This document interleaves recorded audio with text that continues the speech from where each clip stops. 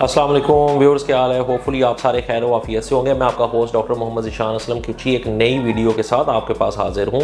आपको जिस तरह कि हम बता रहे हैं कि हम ये रोमेटोलॉजिकल डिजीज़ के बारे में एक सीरीज़ कर रहे हैं मुख्तलिफ बीमारियों के बारे में, लेकिन वक्तन जब अंदर कोई ना कोई वबा या कोई और बीमारी आती है जो कि मौसमी है, तो हमारा दिल होता है कि हम अपनी ऑडियंस के लिए, अपने मरीज़ों के लिए, उनके लवाहिकीन के लिए उन बीमारियों के बारे में भी इंफॉर्मेटिव वीडियोस लेके आएँ ताकि वो उस वबा में से निकलने में उनको हेल्प आउट हो।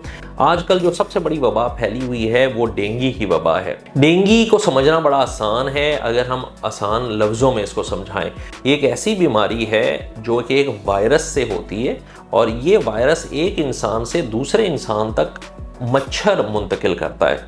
ठीक है, अब याद रखें कि ये कोरोना वाली जैसी बीमारी नहीं है जो खांसने से, छूने से, सांस से फैलती है। ये उस तरह की वबाई बीमारी नहीं है, लेकिन ये वबा इस तरह है कि दरमियान में मच्छर आता है। एक मरीज़ जिसको डेंगू हुआ, मच्छर ने उसको काट के जब मच्छर खून उसका चूसता है तो मच्छर के अंदर उसके जरासीम चले जाते हैं। जब मच्छर दूसरे मरीज़ को जो हेल्दी है उसको काटता है तो वो थोड़ी सी अपनी थूक अंदर डालता है और फिर उसके बाद खून चूसना शुरू करता है। तो क्योंकि उस मच्छर के अंदर ऑलरेडी पिछले मरीज़ की वजह से डेंगू वायरस था तो वो नेक्स्ट मरीज़ को भी मुंतकिल कर देता है। अब इससे बचना भी बहुत आसान है। ठीक है, उसकी वजह क्या है कि दरमियान में मच्छर है, ये डायरेक्ट तो लगती नहीं इंसान से इंसान को। सो अगर हम मच्छरों से बच जाएं तो डेंगू खुद ब खुद ख़त्म हो जाएगा।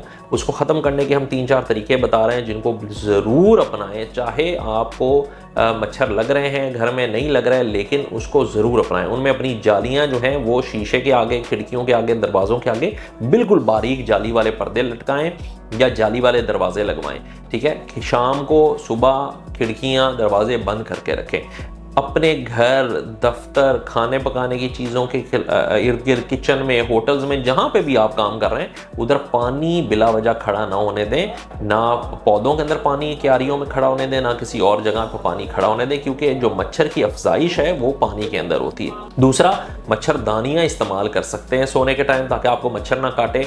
उसके बाद मच्छर भगाओ जो एंटी मॉस्किटो रिपेलेंट्स होते हैं वो उसमें सोल्यूशन भी आते हैं, क्रीम्स भी आ रही हैं, लोशंस भी आ रहे हैं, वो सारे आप सोने टाइम इस्तेमाल कर सकते हैं या हाथों पाँव पे लगा सकते हैं।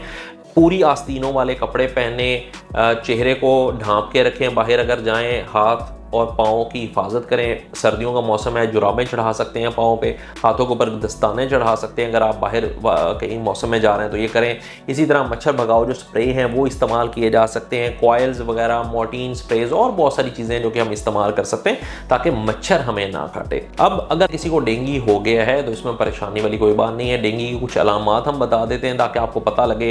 एक तो याद रखें कि डेंगू के अंदर बहुत तेज़ बुखार होता है। ये हल्का बुखार नहीं चल रहा होता, तेज़ बुखार होता है जो कि यूजुअली पैनाडोल से कम नहीं हो पा रहा होता, सिंपल पैनाडोल से।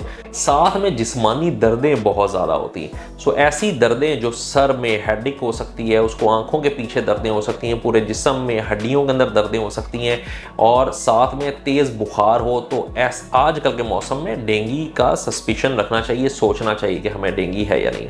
अच्छा, अब अगर हमने सोच लिया तो आपको 2 चीज़ें ज़रूर करानी है। एक सिंपल CBC का टेस्ट जिसको कंप्लीट ब्लड काउंट का टेस्ट कहते हैं वो करवाएं।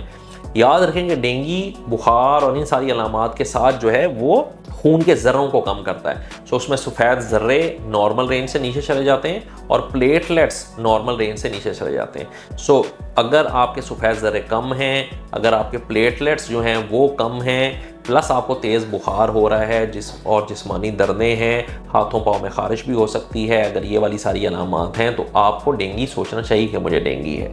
उसके बाद परेशानी वाली बात नहीं है, आप अपने करीबी किसी भी मुस्तनद डॉक्टर को दिखाएं। वो आपकी रिपोर्ट देख के, आपकी हालत देख के, दूसरी सारी इन्फेक्शंस को रूल आउट करने के बाद अगर उसको डेंगू लगेगा तो डेंगू के कुछ मखसूस टेस्ट होते हैं वो करवाएंगे और वो उसके बाद आपको थोड़ा सा आइसोलेट कर देंगे। आइसोलेशन बहुत ज़्यादा 100% जिस तरह कोरोना में आइसोलेशन होती थी उस तरह डेंगू में नहीं होती। जिस तरह मैंने आपको बताया, इसमें सिर्फ मरीज़ को मच्छरदानी में रखने की ज़रूरत है ताकि उसको मच्छर ना काट सके।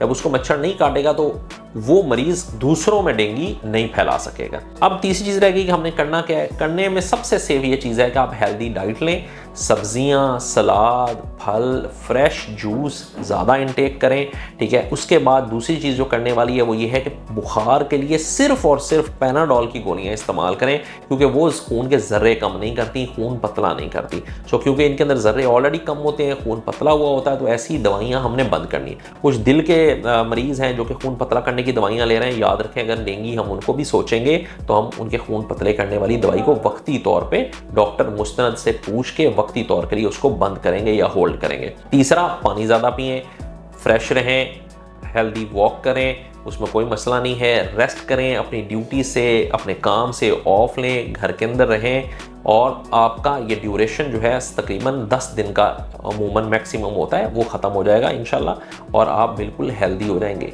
याद रखें कि सफ़ेद ज़र्रे पहले नीचे जाते हैं, फिर लाल ज़र्रे नीचे आने शुरू होते हैं, और फिर बढ़ते भी पहले सफ़ेद ज़र्रे हैं, बाद में लाल ज़र्रे बढ़ते हैं। एक और सवाल जो लोग और मरीज़ हमसे बहुत पूछते हैं कि प्लेटलेट लगवाने हैं, क्योंकि प्लेटलेट कम हो रहे हैं। तो याद रखें कि प्लेटलेट सिंपल कम होने की मतलब ये नहीं है कि आपको प्लेटलेट्स लगवाने हैं। आप मुस्तनद डॉक्टर को दिखाएं। कभी कभी डेंगू वाले मरीजों में 5-10 हज़ार सिर्फ प्लेटलेट्स रह जाते हैं, लेकिन फिर भी प्लेटलेट्स लगाने की ज़रूरत नहीं होती है।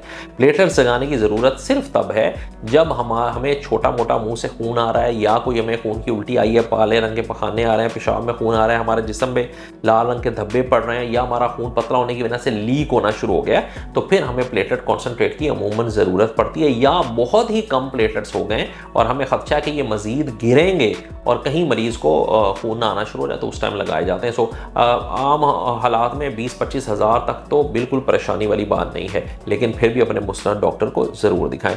ये सारी प्रिकॉशनरी मेजर्स, ये छोटी छोटी चीज़ें आप करके एक डेंगू होने से बचेंगे। दूसरा, अगर डेंगू हो जाता है तो वो इंशाल्लाह जल्दी रिकवर करेंगे, आप परेशान ना हो। और तीसरा, आप इससे डर के खौफ से कि पता नहीं हॉस्पिटल हम जाएंगे, डॉक्टर को दिखाएंगे, पता नहीं डेंगू क्यों निकल आएगा, वो उससे बाहर निकलें। अगर आपको ऐसी अलामात हैं तो डॉक्टर को ज़रूर दिखाएं ताकि आपका बर वक्त इलाज हो सके। डेंगू जहाँ पे बहुत ज़्यादा सेफ समझे जाने वाली बीमारी है, वहाँ पे कुछ मरीज़ों में ये कॉम्प्लिकेशंस भी करती है, जिसकी वजह से पेट में पानी, फेफड़ों में पानी पड़ सकता है, दिल की झिल्ली के इर्द गिर्द पानी पड़ सकता है, पेशाब आना कम हो सकता है, खून की उल्टियाँ, काले रंग के पखाने आ सकते हैं, लुबे की सोजिश और पित्ते की सोजिश हो सकती है, दिमाग के अंदर सोजिश हो सकती है। सो इन सारी बीमारियों से बचने के लिए और इन कॉम्प्लिकेशन से बचने के लिए सिर्फ एक हल है कि हम डेंगू की अफजाइश को रोकें, डेंगू मच्छर की अफजाइश को रोकें। उसके बाद अगर हमें डेंगू हुआ है तो हम उसकी जल्दी तशखीस कराएं, मुस्तनद डॉक्टर को दिखाएं और अपना इलाज शुरू कराएं। होपफुली मैं उम्मीद रखता हूं कि ये सारी प्रिकॉशंस करके हम सारे इस वबा से महफूज रहेंगे और अल्लाह ताला हमें सेहत अता करेगा।